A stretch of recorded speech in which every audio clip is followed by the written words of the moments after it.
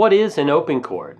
An open chord for the guitar is simply a chord that one or more of the strings is ringing open, and there is no finger touching it. The open chords are generally the first chords you will ever learn on guitar. By learning the basic caged chords, or C, A, G, E, and D major, and some minor chords, you will be able to play millions of songs. The open chords ring nicer than bar chords, and you don't have to use as many fingers to play them. You will find that using the open chords is much less tiring than playing other types of chords. As a beginner, you will find open chords a necessity to being able to play through many songs.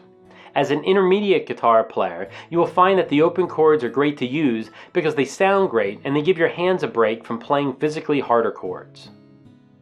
If you're interested in playing and singing at the same time, then the open chords are the way to go. As you progress as a guitar player, you can then start adding in bar chords and other types of chords into your playing.